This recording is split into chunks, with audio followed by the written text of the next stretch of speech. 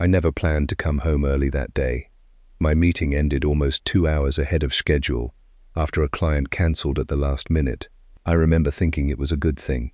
Olivia had mentioned wanting to try a new restaurant that evening, and for once, I thought we could spend some time together.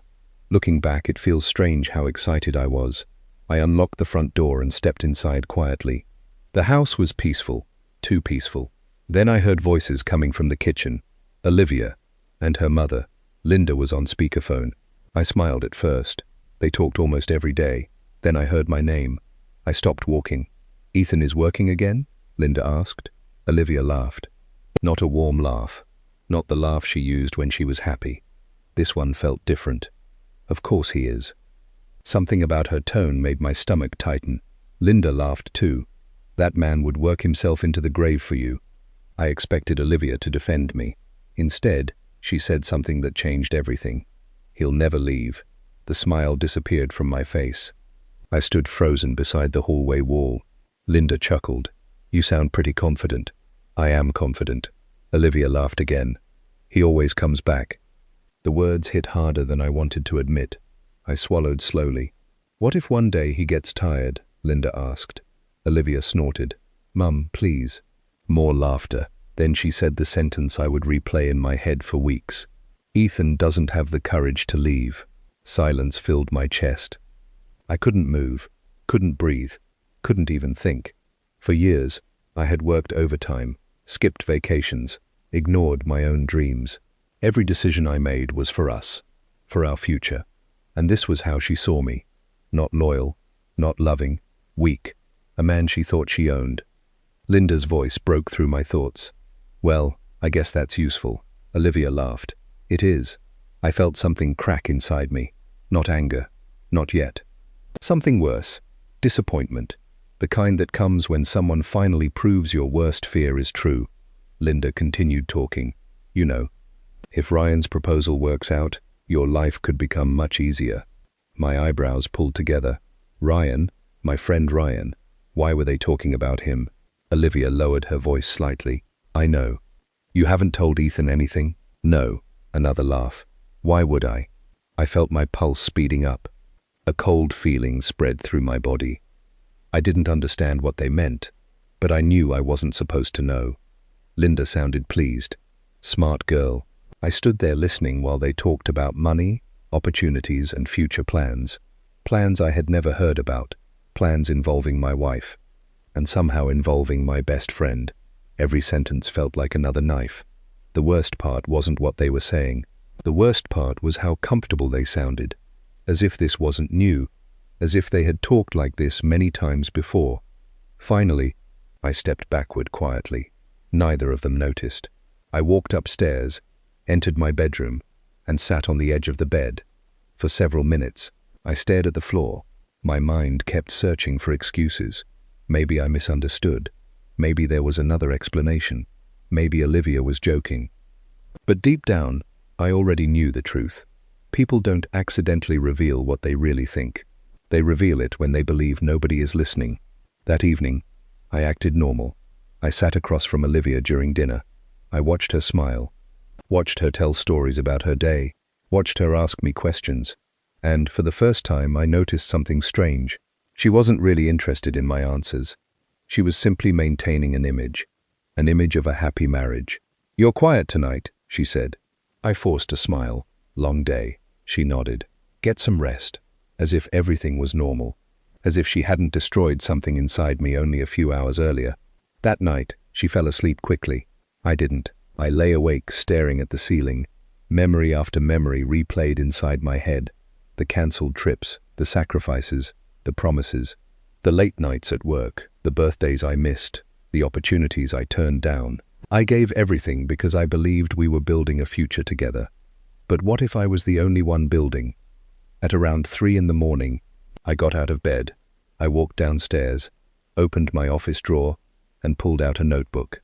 For nearly an hour, I wrote, not a letter, not an argument, just thoughts, questions, truths I had ignored. By sunrise, one thing had become clear. I couldn't stay. Not because I hated Olivia. Because I finally respected myself enough to leave. My hands shook slightly as I packed a suitcase. The sound woke nobody. The house remained silent. I walked into the kitchen one last time, the same kitchen where everything had changed. I grabbed a small piece of paper, then I wrote 3 words. Nothing more, nothing less. I placed the note on the counter where Olivia would see it. I looked around the room. 10 years of memories. 10 years of love. 10 years of sacrifice. Then I picked up my suitcase, opened the front door, and stepped outside. For a moment, I stood there staring at the morning sun. My heart hurt, but underneath the pain something new was beginning to grow. Freedom. I closed the door behind me and walked away. On the kitchen counter, waiting for Olivia to find it, was a single note, 3 simple words. Watch me. The first 3 days after leaving felt unreal. I kept expecting my phone to ring. I kept expecting Olivia to call and ask where I was, to ask why I left, to ask if we could talk. Instead, nothing happened. At first, that hurt. Then it worried me. I moved into a small furnished apartment across town. It wasn't much. A couch, a bed, and a tiny kitchen. The place felt empty, but at least it was honest, unlike my marriage. On the 4th morning, my phone finally buzzed. A message from Olivia. "Are you done acting dramatic yet?" I stared at the screen. No concern, no apology, no confusion, just arrogance. A second message appeared. "Olivia, come home, Ethan." Then another. "Olivia, Mum says you're trying to prove a point." I laughed, not because it was funny, because it hurt. Even after I left, she still believed she understood me. She still thought this was a game. I didn't reply. 5 minutes later, she called. I watched the phone ring until it stopped. Then another message arrived. "Olivia, you'll come back eventually." Those words reminded me of the conversation I overheard. "He'll never leave." I turned off my phone. For the first time in years, I chose silence. That afternoon, I met with my lawyer. Divorce wasn't something I wanted, but I needed answers, and answers required paperwork. The meeting lasted nearly 2 hours. Most of it involved reviewing financial records and shared assets. Near the end, my lawyer frowned at his computer screen. "Did you approve these transfers?" I looked up. "What transfers?" He turned the monitor toward me. Several transactions appeared on the screen. Thousands of dollars, moved over several months. Some were listed as business expenses. Others had vague descriptions. I leaned closer. My stomach tightened. "I've never seen these." My lawyer nodded slowly. "I thought so." The room suddenly felt warmer. Where did the money go? That's what we need to find out. For the next hour, we reviewed document after document. The deeper we looked, the stranger things became. Small withdrawals, hidden expenses, payments connected to accounts I didn't recognize. Each discovery created more questions. When I left the office, my head was spinning. At first, I assumed Olivia was spending money without telling me, but something didn't feel right. The numbers were too organized, too calculated. Whoever did this had planned it carefully. That night, I couldn't sleep. Around midnight, I opened my laptop and started reviewing old company records. If money was disappearing, I wanted to know where it went. Hours passed, page after page, receipt after receipt. Then I noticed something, a name, Ryan Mitchell. I froze. Ryan wasn't just my business partner, he was my best friend. We had known each other for over 15 years. He stood beside me at my wedding. He helped build the company from the ground up. I trusted him completely. So why was his name appearing next to unexplained transactions? I opened another file, then another, and another. The pattern became impossible to ignore. Ryan's authorization appeared repeatedly. My chest tightened. "No," I whispered the word aloud. There had to be an explanation. There always was. The next morning, I called him. He answered immediately. "Ethan." His voice sounded normal. Too normal. "Hey," I said. "Everything okay?" "Yeah." A lie. We both knew it. I took a breath. "I've been reviewing company records." A brief silence followed. Just 1 second. But I noticed it. "Oh?" Ryan said. "Found something interesting." My grip tightened around the phone. "Actually, yes." Another pause. "What kind of thing?" I listened carefully, trying to hear something. Anything. Guilt. Nervousness. Fear. But Ryan sounded calm, very calm, too calm. "I'll talk to you later," I said. Then I hung up. I didn't know what to think anymore. Part of me wanted to believe him. Part of me wanted to believe Olivia. Part of me wanted to believe none of this was real. But the evidence kept growing. Over the next week, I dug deeper. The more I investigated, the worse things looked. Then something happened that changed everything. I was reviewing old photographs for a financial timeline when I noticed something strange. Ryan appeared in almost every major event from the past year. Business dinners, holiday parties, weekend gatherings, even private celebrations. At first, that seemed normal. He was my friend. Then I noticed something else. In nearly every photo, Olivia was standing beside him, talking to him, smiling at him, looking at him. I zoomed in on one picture, then another, then another. A cold feeling spread through my chest. Had they always been this close? Or had I simply never noticed? My phone suddenly buzzed. A new message from Olivia. "Olivia, Ryan says you've been asking strange questions." My heart stopped. I read the message again, then again. How did she know I spoke to Ryan? I never told her. I stared at the screen. Slowly, pieces began fitting together. Pieces I didn't want to see. Pieces that formed an ugly picture. Maybe the betrayal wasn't limited to my marriage. Maybe it had spread into every part of my life. That evening, I returned to my lawyer's office. I handed him everything I had found. The financial records, the transfers, the account information, the documents. He reviewed them quietly. Then his expression changed. "Ethan." My stomach dropped. "What is it?" He turned one document toward me. At the bottom sat two signatures. One belonged to Olivia, the other belonged to Ryan. For several seconds, I couldn't speak, couldn't breathe, couldn't move, because at that moment, one terrifying question entered my mind. How long had they been working together behind my back? And what else were they hiding? I stared at the document for what felt like forever. Olivia's signature, Ryan's signature, side by side. The paper itself wasn't complicated. It was an investment agreement connected to a new company account. The problem was simple. I had never approved it. I had never even heard about it. Yet somehow my wife and my business partner had signed it together, without me. My lawyer sat quietly across from me. "What do you want to do?" he asked. I swallowed hard. I want the truth. For the first time since leaving home, I stopped looking for excuses, because there were none left. That night, I hired a private investigator, a man named Marcus Hale. He had spent years working fraud cases. If someone was hiding something, Marcus knew how to find it. When we met, he listened carefully while I explained everything. The marriage, the money, Ryan, Olivia, the strange transactions, the signatures. When I finished, Marcus leaned back in his chair. "You want honesty?" "Yes." "I think you're about to find things you won't like." I laughed bitterly. At this point, I'd be surprised if I found anything I liked. Marcus nodded. Then he got to work. The waiting was torture. Days passed, then a week. Every morning I woke up hoping for answers. Every night I went to sleep with even more questions. Meanwhile, Olivia continued texting me. At first her messages were confident, then annoyed, then angry. "Olivia, you're embarrassing yourself." "Olivia, how long are you planning to keep this up?" "Olivia, Ryan says you're acting paranoid." That message bothered me the most. Why was Ryan discussing me with her? Why was she discussing me with him? I didn't reply. Not once. The silence seemed to bother her more than any argument ever could. A few days later, Marcus finally called. "I found something." My heart started pounding. "What is it?"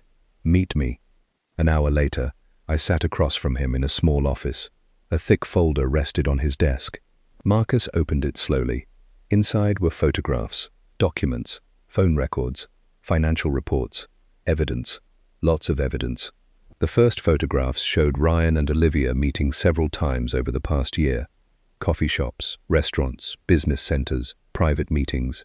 None of them looked romantic, but they looked secretive, very secretive. I studied the pictures.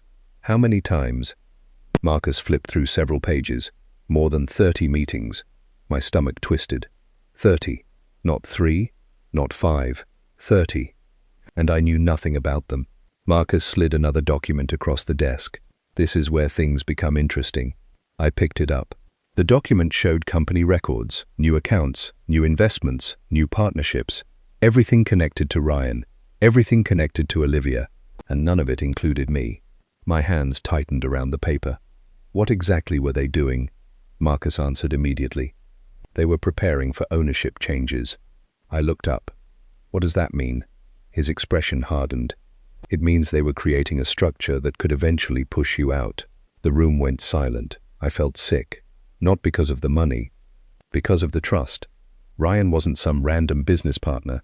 He was my friend, my brother, in many ways. And Olivia wasn't just my wife. She was the person I planned to grow old with. Yet both of them had been building something behind my back. Something designed to remove me from my own company, Marcus continued. I found no proof of a romantic affair. Oddly enough, that wasn't comforting, because what they did felt worse. This wasn't passion. This was planning. Careful, cold, deliberate planning. For over a year.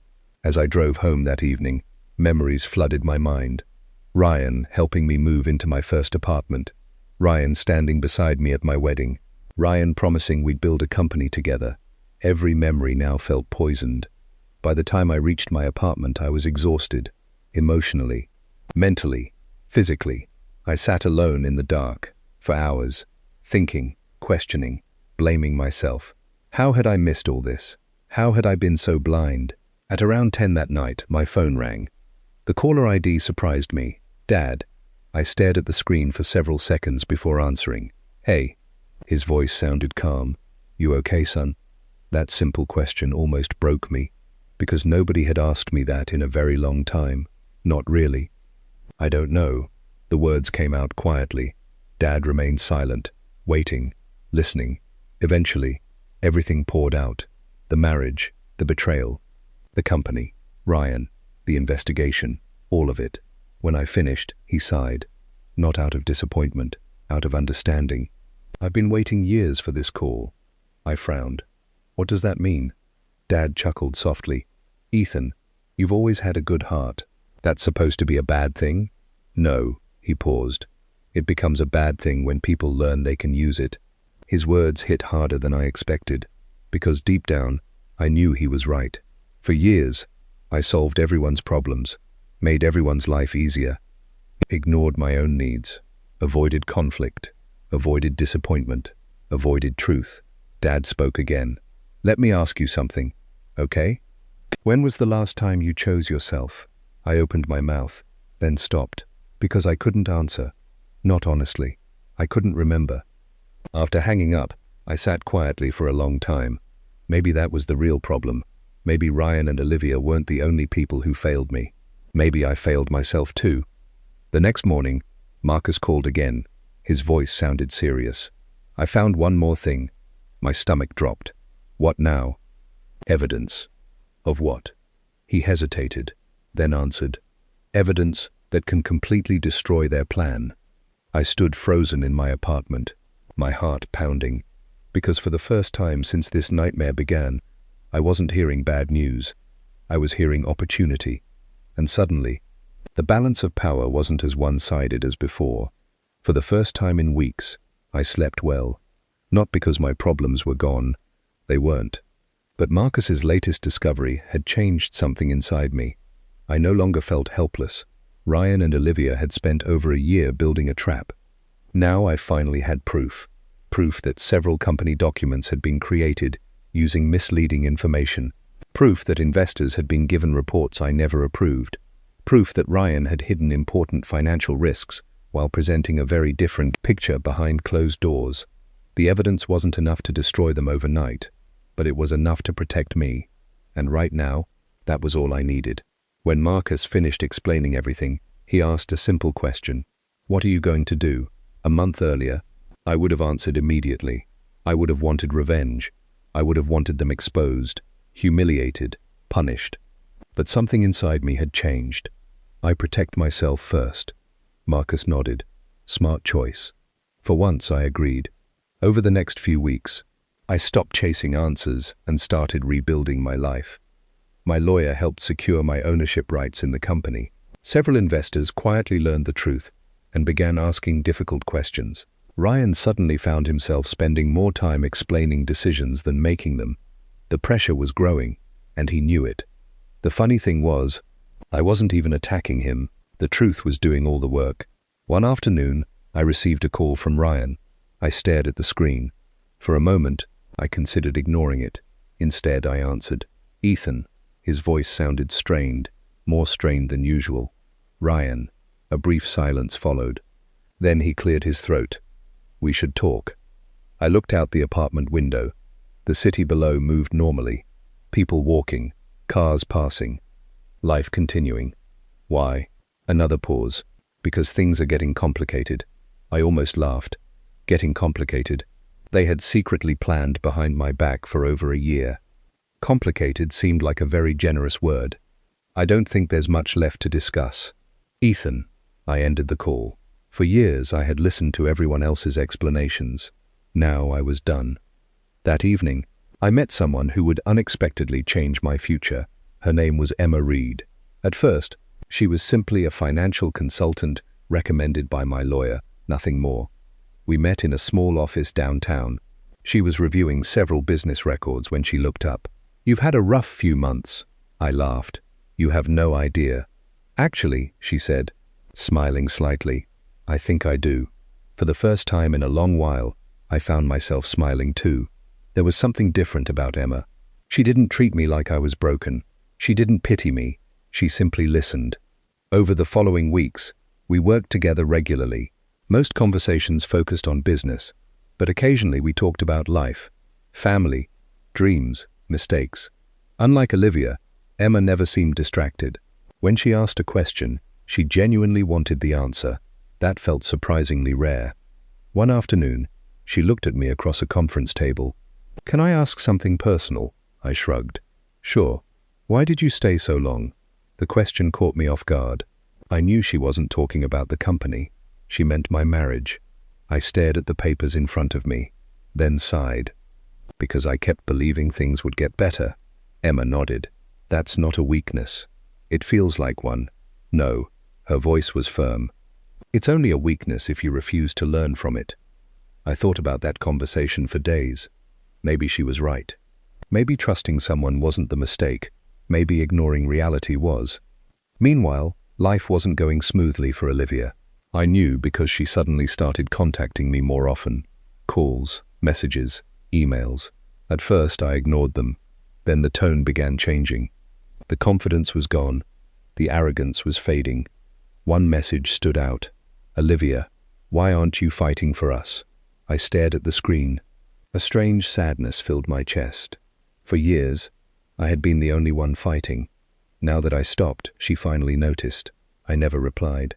The next week brought even more problems for Ryan. Investors demanded explanations. Audits expanded. Financial concerns spread. Several business partners started pulling away. The cracks were becoming impossible to hide. Then something unexpected happened. Late one evening, my apartment buzzer rang. I wasn't expecting anyone. I walked to the intercom. Hello? Silence. Then a familiar voice. Ethan. My entire body froze. Olivia. For several seconds, neither of us spoke. Finally, she said quietly, Please let me come up. I looked at the clock, then at the door, then back at the intercom. A month ago, I would have rushed downstairs. A month ago, I would have hoped this was the moment everything got fixed. But that version of me was disappearing. Slowly, piece by piece. Why are you here? I asked. Her voice cracked slightly. We need to talk. I closed my eyes. Because for the first time since I left home, Olivia didn't sound confident. She sounded afraid. And somehow, that scared me more than her arrogance ever had. I stood there listening to her breathe through the speaker, waiting, wondering, questioning. Then I reached for the buzzer button. Not because I trusted her, not because I forgave her, but because I wanted answers. And deep down, I knew this conversation could change everything. I pressed the buzzer. A few minutes later, there was a knock at my apartment door. My heart beat faster as I walked toward it, not because I was excited, because I didn't know what version of Olivia was standing on the other side, the confident woman who believed I would always come back, or the frightened woman I had heard through the intercom. I opened the door. For a moment, Neither of us spoke. She looked different. Not physically, emotionally. The confidence she always carried was gone. Her shoulders seemed heavier. Her eyes looked tired, almost desperate. "Ethan." I nodded. "Olivia." She glanced past me. "Can I come in?" I stepped aside without answering. She entered slowly. The apartment felt strangely small with her inside, like two different worlds had suddenly collided. For several seconds, silence filled the room. Finally, she turned toward me. "You look different." I almost smiled. "So do you." Her expression tightened. "I deserve that." That surprised me. Olivia rarely admitted fault. I crossed my arms. "What do you want?" She looked down briefly, then back at me. "I want to understand why you're doing this." I blinked. "Doing what?" "This." She gestured around the room. The silence, the distance, the divorce. For a moment I couldn't believe what I was hearing. Then I laughed. A short, bitter laugh. "You seriously don't understand?" Her face hardened. "I'm trying to have a conversation." "No," I said quietly. "You're trying to avoid one." Silence. The words hit their target. I could see it. For years I avoided difficult truths. Now I was finally speaking them. Olivia looked away. "Things got complicated." I shook my head. "Complicated?" "Ethan, you and Ryan spent over a year making plans behind my back." Her eyes widened. The reaction told me everything. She hadn't expected me to know. "Not all of it, not yet." "Who told you that?" "It doesn't matter." "It does matter." "No." My voice remained calm. "For once, it really doesn't." A long silence followed. Then something unexpected happened. Tears appeared in her eyes. That would have destroyed me. I would have rushed to comfort her, apologized, fixed things, saved her. But now I simply stood there, watching, listening, waiting, because I had finally learned something important. Not every problem belonged to me. "I never wanted this," she whispered. I studied her face. The strange thing was, I believed her. I didn't think she wanted this outcome. I just thought she never expected consequences. Those were two very different things. "You never thought I'd leave." The words landed heavily between us. Olivia looked away. Neither of us needed to say anything else, because we both knew it was true. She remembered the conversation that changed everything, the same conversation she thought I never heard. After a long silence, she spoke again. "Ryan lied to me." I felt no shock, only disappointment. "About what?" "About a lot of things." Her voice trembled. "The company, the investors, the risks." She sat down on the couch, suddenly looking exhausted. I thought he knew what he was doing. I remembered all the times she trusted Ryan's judgment over mine, all the times she dismissed my concerns, all the times she assumed I would simply adapt. Now reality was catching up, and reality wasn't kind. "The audits are getting worse," she admitted. "Investors are asking questions." I remained silent. She laughed bitterly. "You're not even surprised?" "No, because I wasn't." The truth had a strange habit. It always arrived eventually, even when people spent years trying to avoid it. Olivia looked directly at me. For a moment I saw genuine fear, the kind of fear that comes when someone realizes they are losing control. "Ethan." I waited. "I need your help." There it was, the sentence I knew was coming. Not an apology, not accountability, a request, a rescue. The same pattern we had followed for years. Only this time something was different. I wasn't willing to play my role anymore. I walked toward the window, looking out at the city lights. "You know what's strange?" She frowned. "What?" "For years, I thought love meant saving someone." Silence. I continued. "I thought being a good husband meant carrying every burden." I looked back at her. But eventually, I realized something. "What?" I held her gaze. "If someone keeps setting the house on fire, saving them doesn't solve the problem." The room became silent. Pain flashed across her face. But I wasn't trying to hurt her. I was telling the truth, maybe for the first time in our marriage. Several minutes passed before she finally stood. "So that's it?" I nodded slowly. "That's it." She looked like she wanted to say something, maybe 100 different things, but none of them came out. Instead, she walked toward the door. Just before leaving, she stopped. Without turning around, she spoke quietly. You were supposed to come back. The sentence nearly broke my heart, because it revealed everything. Not love, not regret, expectation.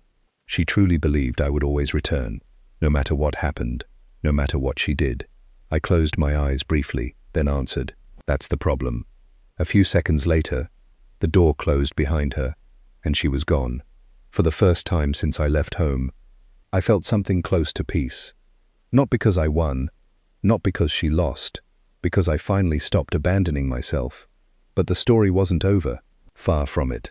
The next morning my phone exploded with notifications, messages, emails, news alerts, calls from investors, calls from lawyers, calls from business partners. Something big had happened overnight, something nobody expected.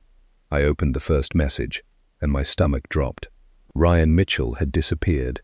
No warning, no explanation, no goodbye, just gone. And suddenly, the entire situation became far more dangerous than anyone imagined. Ryan was gone. That was the only thing anyone knew. No one could reach him. His phone was off. His apartment was empty.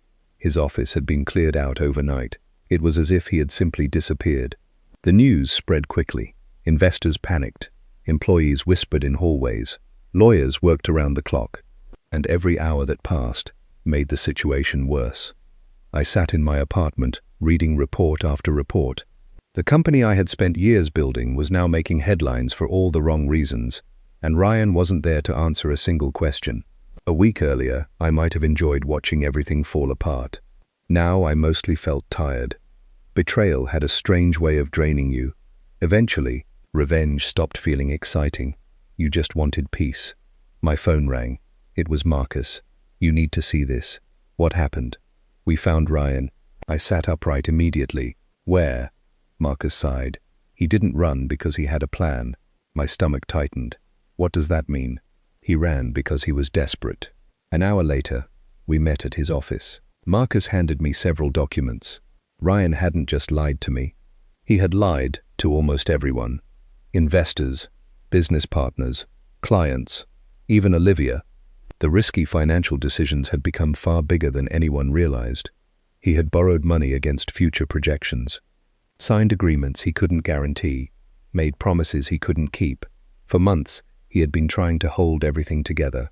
Eventually, the entire structure began collapsing, and when it did, Ryan ran. I looked at the paperwork. Years of friendship reduced to a stack of lies. Marcus leaned forward. "Want my opinion?" I nodded. "He stopped being your friend a long time ago." The words hurt. Not because they were cruel, because they were true. As I drove home, I thought about the man I once knew, the man who stood beside me at my wedding, the man I trusted with my business, the man I considered family. Maybe that version of Ryan existed once, but somewhere along the way, greed became more important than loyalty, and now everyone was paying the price, especially him. Over the following weeks, the company's problems exploded. Several major investors pulled out. Partnerships ended. Contracts disappeared. Financial audits uncovered even more hidden issues. The media loved every second of it. Every day brought another negative headline. Every day revealed another mistake. And every day pushed Olivia deeper into a nightmare she never expected. The strange thing was, I didn't have to do anything. The truth was enough. Karma was handling the rest. One afternoon, Emma and I were reviewing paperwork when she noticed my expression. "You okay?" I nodded. "I think so. You don't sound convinced." I looked at the pile of documents. For a moment, I struggled to explain what I felt. Then I finally found the words. "I thought watching them fail would make me happy." Emma listened quietly. "But it doesn't." "No." I leaned back in my chair. "It just makes me sad." She smiled softly. "That's because you're healing." I looked at her. "What does that mean?" "It means revenge isn't controlling you anymore." The words stayed with me, because she was right. Months earlier, I wanted justice. Months earlier, I wanted everyone exposed. Months earlier, I wanted people to suffer. Now, I mostly wanted to move forward. That evening, I received another message from Olivia. Unlike the earlier ones, it was short, very short. "Olivia, can we meet?" I stared at the screen. Part of me wanted to ignore it. Part of me wanted closure. After several minutes, I replied, "Me, 1 hour. Coffee shop, downtown." Her answer came immediately, "Olivia, thank you." The next day, I arrived first. The coffee shop was quiet. Rain tapped gently against the windows. People sat at small tables talking softly.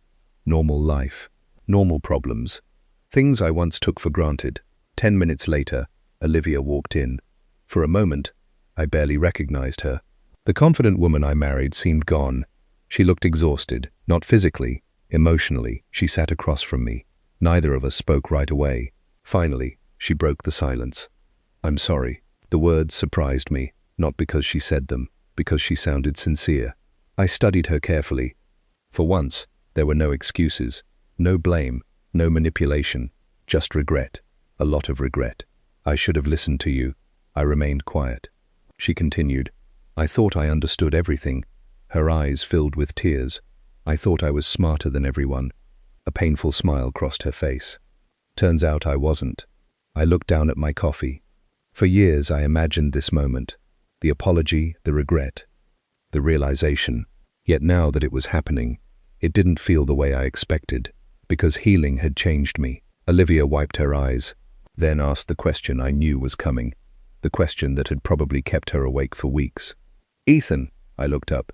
"Yeah?" Her voice cracked. "Is there any chance we can start over?" The coffee shop suddenly felt very quiet. The rain outside seemed louder. My heart beat heavily inside my chest, because despite everything, part of me still remembered the woman I loved. But another part remembered the woman who looked at her mother and said, "He'll never leave." And now, for the first time, I had to decide what happened next. Olivia's question hung between us. "Is there any chance we can start over?" For a moment, I didn't answer. The rain continued tapping against the coffee shop window. People walked past outside. Cars moved through the wet streets.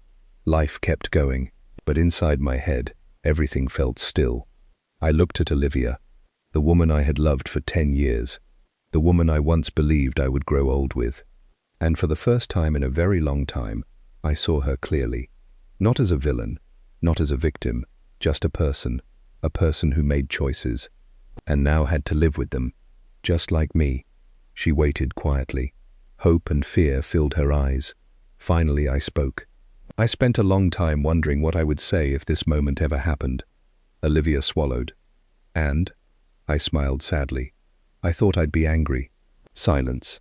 "I thought I'd want revenge." Her eyes lowered. "I thought I'd want you to suffer the way I suffered." The words hurt both of us. I could see that. But they were true. For months, pain had controlled my life. Pain from betrayal. Pain from disappointment. Pain from losing people I trusted. Yet somehow, sitting across from her now, those feelings seemed smaller. Not gone, just smaller.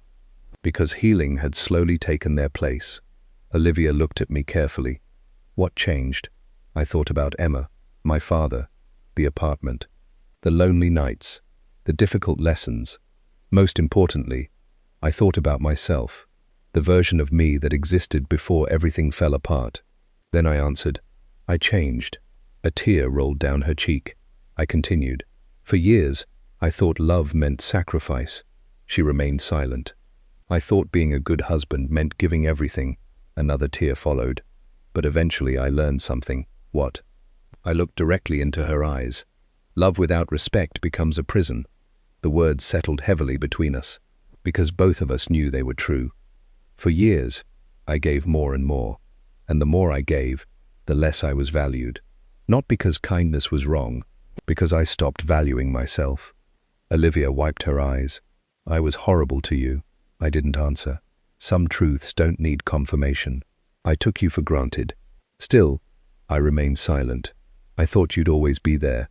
That one hurt the most, because it was the truth. The same truth I overheard that afternoon in the kitchen. The truth that changed my life. After several seconds, she whispered, "I'm sorry." And for the first time, I believed her completely. Not because she wanted something, not because she needed help, because she finally understood. The problem was, understanding came too late. I took a slow breath.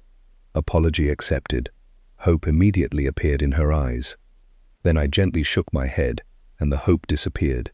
Accepted, I repeated, but that doesn't change anything. The pain on her face was impossible to miss. Still, I continued, not to hurt her, to be honest. For years, I kept choosing us. I pointed toward myself. Then everything fell apart. I lowered my hand, and for the first time, I chose me. Tears streamed down her face. I hated seeing it. Despite everything, part of me would always care about her. But caring about someone wasn't the same as building a future with them. Eventually, Olivia nodded, slowly, sadly, as if she finally understood. Not just my words, the consequences, the reality, the ending. A few minutes later, she stood. So this is goodbye.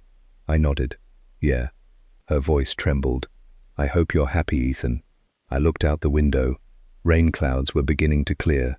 Sunlight was breaking through the grey sky. For the first time in a long while, the future didn't scare me. It excited me. I smiled. I think I will be. Then she left. And just like that, 10 years became a memory. Not erased, not forgotten, just finished. 6 months later, life looked very different.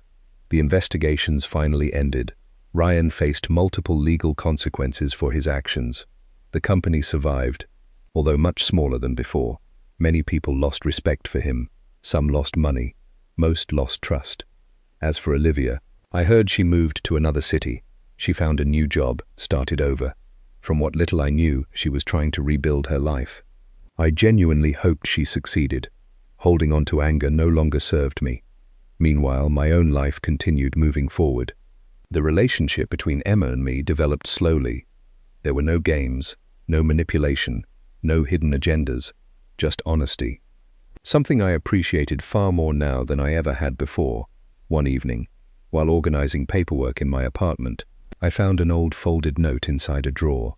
The note, the one I left on the kitchen counter the day I walked away. I unfolded it carefully. 3 simple words stared back at me. Watch me. I smiled.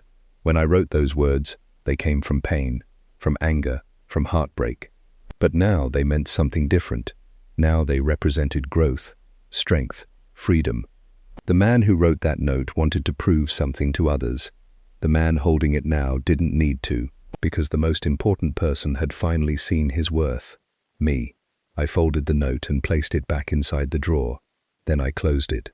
Not because the story didn't matter, because it was finished. And for the first time in years, I was ready for the next chapter of my life. The end.